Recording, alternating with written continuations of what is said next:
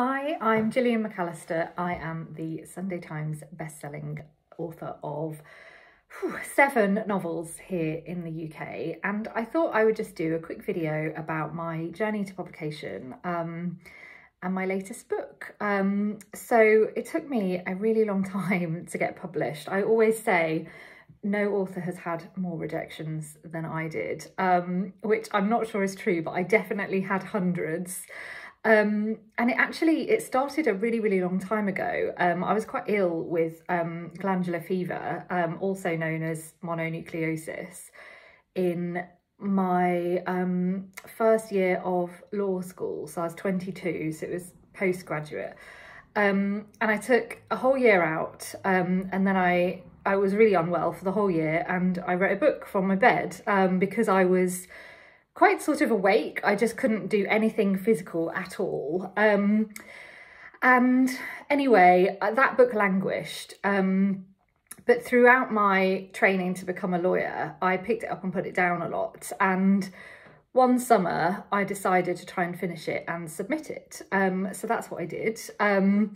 And I did get a full manuscript request from the agent I submitted to, who is not my current agent, spoiler alert.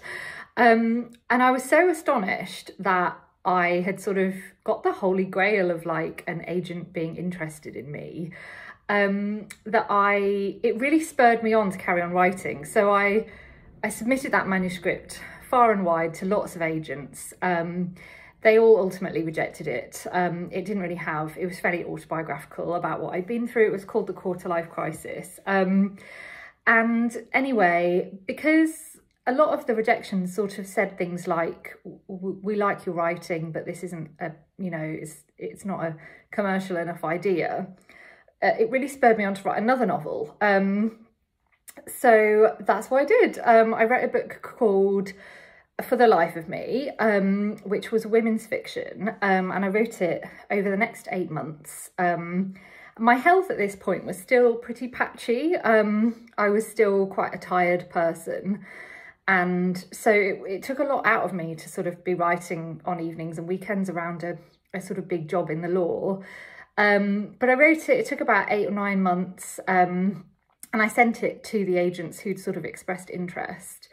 And I got signed by one of them. And I honestly thought at this point that it would be that would be it. I'd be getting 6-figure deals, movie deals. I just thought getting an agent was the hardest part. But that was not the case for me. So that novel went out on submission twice. The first time it went out to, I think, 9 publishers whose, names had been on the spine of novels I had been reading all of my life, Random House, like Pan Macmillan. And I found out at a Christmas party to celebrate, I was leaving one law firm and going to another, and I'd finally qualified as an actual proper fully fledged lawyer, not just doing the training. And it was at that party that I checked my email in the bathroom and found all the publishers had rejected me, which was awful. And it was one of those fork in the road moments where I sort of knew what I wanted, and it wasn't this illustrious career in law. It was actually, I wanted to be a writer. And anyway, they all had the same problem with the book. They sort of said, we want it to not have this subplot. So I took out the subplot over another 6 months, edited it. It went back to those publishers and to some others, and everybody rejected it again. And at the time, my agent sort of said to me, they really like your idea for your next novel, which was more of a thriller. So might you write that? And by this point, I was, qualified. I was working 50 hours a week easily in the office. I was healthy, but it was still tiring. And but I felt as though, a little bit like with the agents who had rejected me, but nicely, I sort of felt like the opportunity was almost there, and I couldn't sort of pass it up. So I did write another book. I wrote a thriller called What Jack Did, and on the eve of it going on submission to all those publishers once more, I decided to change the title to Everything But the Truth.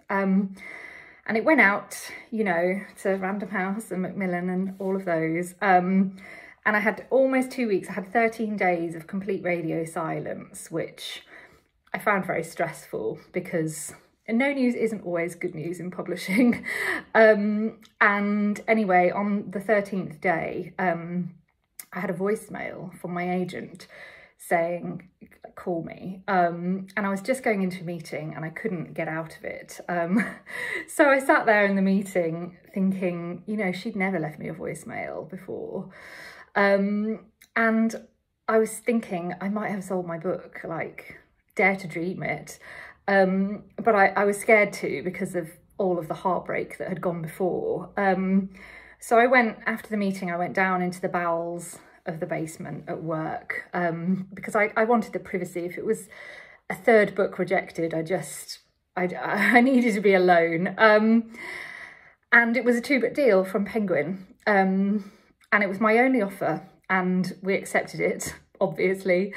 And it debuted at number 6 on the Sunday Times bestseller list 13 months later. So that was my journey to publication, but I always tell it because I think it's important to know these things, because I probably look like, you know, I've had success very early in my career and it happened almost overnight, but I always say there was a private decade before that of really hard work. So I hope you've enjoyed my journey to publication, and that brings me on to my 7th book, which is it's another of those moments where, you know, I'm glad that I wrote those first books and that got rejected, and I'm so glad that I have written number 7. And I think sometimes when you're published, you have to take a risk on a big idea, and that is what I've done with this one. So it's called Wrong Place, Wrong Time, and it tells the story of Jen and Todd. Jen is Todd's mother. He's 18, he's late, he's broken his curfew, and she's waiting up for him. Eventually, he appears on the street below their house while Jen watches, and to her complete astonishment, he murders a stranger. He confesses on the street to the police. He refuses a solicitor. He's remanded in custody and he's charged with murder. And the next day, Jen wakes up and Todd is in his room. And he has no knowledge of the murder or anything that's happened yesterday. And eventually she realises that it's the day before the murder.